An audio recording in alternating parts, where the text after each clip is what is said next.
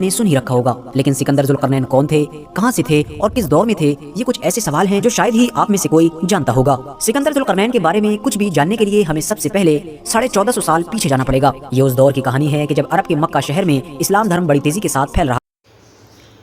अस्सलाम वालेकुम वरहमतुल्लाहि वबरकातुहू। उम्मीद है आप लोग सब खैरियत से होंगे। मैं भी अल्हम्दुलिल्लाह अल्लाह का लाख लाख शुक्र है खैरियत से हूँ। आज इंशाअल्लाह जिस वीडियो का रिएक्शन देने जा रहे हैं, RS नेटवर्क चैनल का नाम है। इनके चैनल का लिंक मैं डिस्क्रिप्शन बॉक्स में दे दूँगा।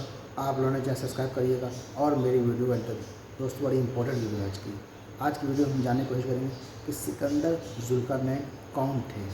इनका पूरा इतिहास जानने की कोशिश करेंगे, शुरू से लेकर आखिर तक के। आखिर ये जुल्करनैन हैं कौन। तमाम इतिहासकारों ने अलग अलग अपनी राय दी है, लेकिन इस वीडियो के जरिए हम जानेंगे कि सिकंदर जुल्करनैन कौन थे और वो किस वक्त में थे और उन्होंने ऐसे कौन से कारनामे किए जो इतिहास में ऐसे नाम का रच गया है कि जो वो कभी ना मिटने वाला नाम है।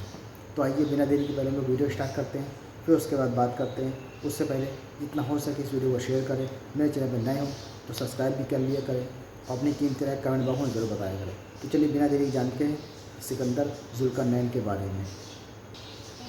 दोस्तों, सिकंदर जुल्करनैन का नाम तो आप में से ज्यादातर लोगों ने सुन ही रखा होगा, लेकिन सिकंदर जुल्करनैन कौन थे, कहां से थे और किस दौर में थे, ये कुछ ऐसे सवाल हैं जो शायद ही आप में से कोई जानता होगा। सिकंदर जुल्करनैन के बारे में कुछ भी जानने के लिए हमें सबसे पहले 1450 साल पीछे जाना पड़ेगा। ये उस दौर की कहानी है कि जब अरब के मक्का शहर में इस्लाम धर्म बड़ी तेजी के साथ फैल रहा था। हर दिन बेशुमार लोग पैगंबर इस्लाम यानी हजरत मोहम्मद सल्लल्लाहु अलैहि वसल्लम के हाथों पर इस्लाम धर्म कबूल कर रहे थे। इस्लाम धर्म की तरफ मक्का के लोगों की बढ़ती हुई इस दिलचस्पी से मक्का के कुछ बड़े सरदार बहुत परेशान थे और वो हमेशा यही सोचते रहते थे कि आखिर किस तरह से अपने शहर में रहने वाले लोगों को मोहम्मद बिन अब्दुल्ला के इस धर्म से बचा कर रखा जाए। आखिरकार उन सभी बड़े सरदारों ने मिलकर एक नया प्लान तैयार किया। मक्का के वो सारे सरदार इकट्ठे होकर मदीना शहर रवाना हुए। मदीना शहर में उन्होंने यहूदियों के एक बहुत बड़े आलिम से मुलाकात की और उस यहूदी आलिम से कहा कि हमें कुछ ऐसे सवाल बताइए कि जिन सवालों का जवाब देना किसी भी इंसान के लिए नामुमकिन हो, ताकि जब ये सवाल हम मक्का जाकर पैगंबर इस्लाम यानी हजरत मोहम्मद सल्लल्लाहु अलैहि वसल्लम से पूछें और वो इन सवालों के जवाब ना दे सकें तो हम लोगों के सामने ये साबित कर सकें कि ये कोई नबी नहीं बल्कि एक झूठे इंसान हैं जो तुम्हें तुम्हारे पुराने दिन से भटकाना चाहते हैं। आखिरकार उस यहूदी आलिम ने मक्का के उन बड़े सरदारों को 3 सवाल लिख कर दिए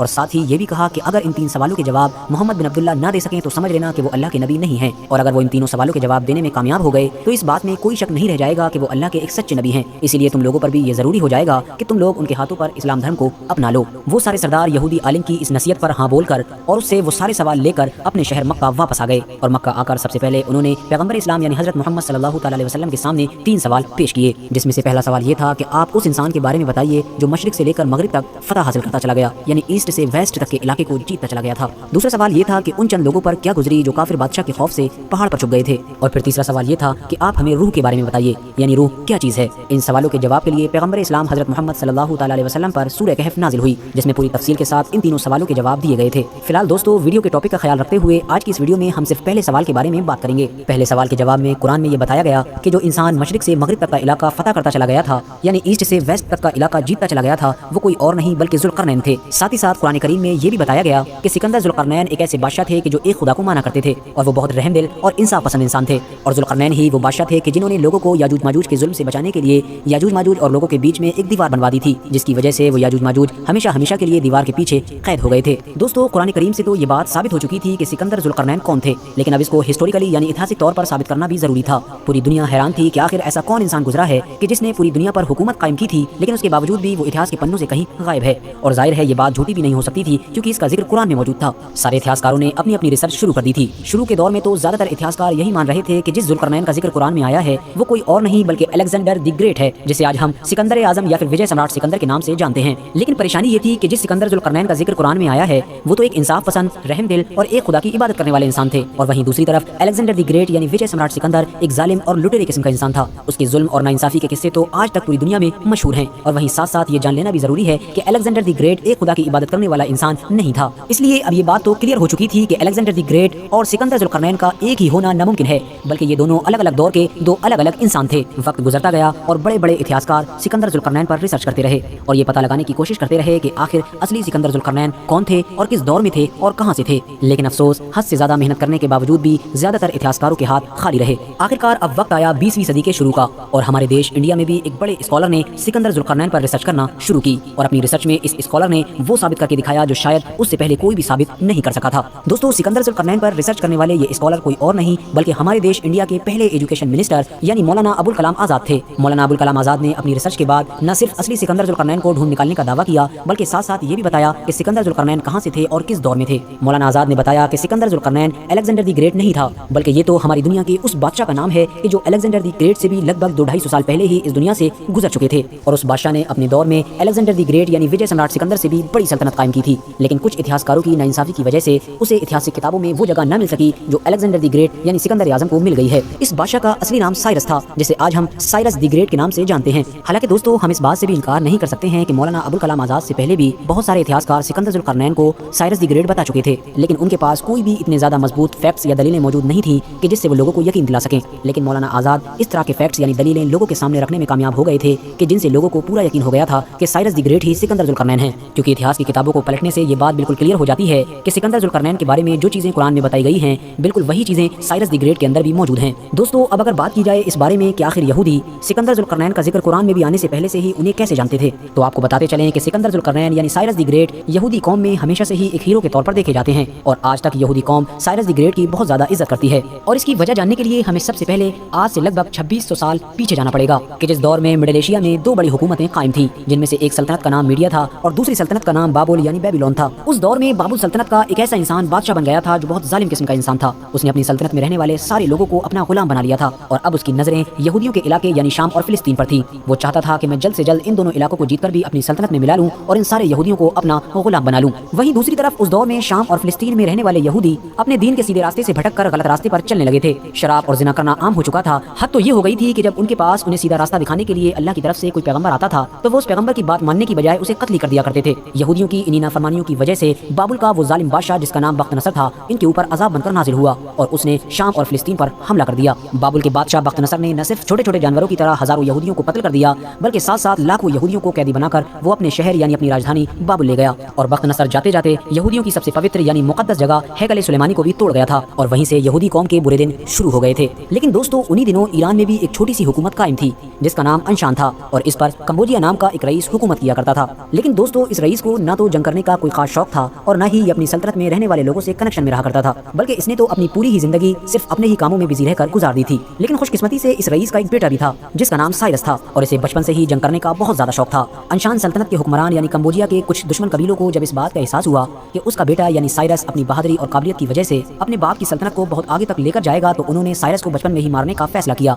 लेकिन साइरस अपनी बहादुरी और काबिलियत की वजह से हर बार उन दुश्मनों से बचता चला गया और आखिरकार एक दिन वो आया कि जब साइरस अंशान की हुकूमत का नया बादशाह बना। साइरस ने बादशाह बनते ही सबसे पहले अपने बाप की इकट्ठी की हुई सारी दौलत को अपनी सल्तनत में रहने वाले लोगों पर लुटा दिया और अपने खजाने को सबसे ज्यादा अपनी फौज पर खर्च किया। साइरस की इस बात से खुश होकर फारस के छोटे छोटे कबीले भी साइरस के साथ मिलते चले गए और देखते ही देखते उसकी फौज बड़ी होती चली गई। साइरस की अंशान नाम की इस छोटी सी सल्तनत के बराबर में मौजूद मीडिया नाम की वो बड़ी सल्तनत जिसके बारे में मैं आपको पहले ही बता चुका हूँ, उसके हुक्मरान को जब साइरस की बढ़ती हुई ताकत की खबर हुई तो उसने साइरस को अपने लिए खतरा समझा और उसने फौरन साइरस की अंशान हुकूमत पर हमला करने का इरादा किया। लेकिन मीडिया की वो बड़ी फौज जो पहले से ही अपने बादशाह से नाराज रहा करती थी, उसने जब साइरस की बहादुरी, होशियारी और रहमदिली देखी तो उसने फौरन अपनी सल्तनत को छोड़कर अंशान सल्तनत की फौज में शामिल होने का इरादा कर लिया और इस तरह से अब साइरस अंशान नाम की उस छोटी सी सल्तनत के साथ साथ पास ही में मौजूद बड़ी मीडिया सल्तनत का भी बादशाह बन चुका था। दोस्तों, उस दौर में साइरस की मीडिया सल्तनत के बराबर में ही लीडिया नाम की भी सल्तनत थी। लीडिया के बादशाह ने जब साइरस की बढ़ती हुई ताकत देखी तो उसे कुचलने का इरादा किया। आखिरकार साइरस और लीडिया सल्तनत की फौजें उस जगह पर आमने सामने आई जहां पर आज तुर्की देश मौजूद है।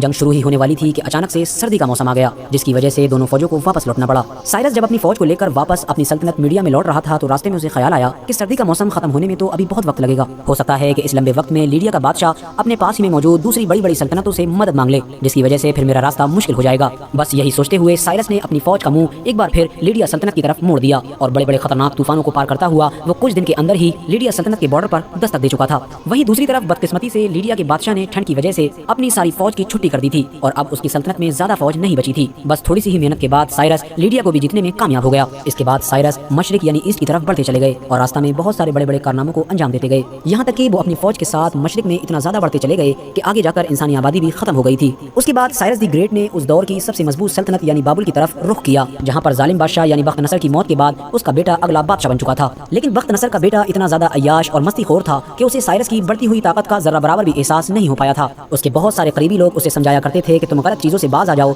और अपने अपने सल्तनत में रहने वाले लोगों पर जुल्म ना करो, लेकिन वो किसी की भी बात सुनने के लिए तैयार नहीं हुआ करता था। आखिरकार वो दिन भी आ गया कि जब साइरस ने अपनी पूरी फौज के साथ उस वक्त की सबसे मजबूत सल्तनत यानी बाबुल के दरवाजे पर दस्तक दी। साइरस के इतने करीब आ जाने के बावजूद भी बख्त नसर का बेटा यानी बाबुल का बादशाह यही सोचा करता था कि साइरस मेरे शहर को फतह नहीं कर पाएगा, और उसके इस ओवर कॉन्फिडेंस की वजह ये थी कि क्योंकि बाबुल उस दौर में दुनिया का सबसे मजबूत शहर माना जाता था। साइरस से पहले दुनिया का कोई भी बादशाह उस शहर को फतह नहीं कर पाया था। लेकिन बाबुल के बादशाह के लिए बदकिस्मती की बात ये थी कि बाबुल शहर में रहने वाले लोग जो पहले से ही अपने बादशाह से नाराज रहा करते थे, उन्होंने शहर के अंदर से ही साइरस को झंडे दिखा दिए थे और ये इशारा दे दिया था कि वो भी साइरस के ही साथ हैं। इतना ही नहीं, बाबुल शहर की फौज के कुछ बड़े बड़े अफसर भी अंदरूनी तौर पर साइरस से मिल चुके थे। लेकिन इतनी सारी चीजों के बावजूद भी साइरस के लिए बाबुल को फतह करना मुश्किल ही था और ऐसा महसूस हो रहा था कि मानो साइरस बाबुल को फतह नहीं कर पाएगा। लेकिन फिर अचानक से साइरस के दिमाग में एक अनोखा आइडिया आया, एक ऐसा आइडिया कि जिसने पूरी जंग का नक्शा बदल कर रख दिया। दोस्तों, फरात नाम की एक नदी थी कि जो दूसरे शहर से बाबुल शहर में दाखिल हुआ करती थी। साइरस ने उस नदी के बिल्कुल बराबर में एक दूसरी नदी खुदवाई और फरात नदी के पानी का रुख दूसरी नदी में मोड़ दिया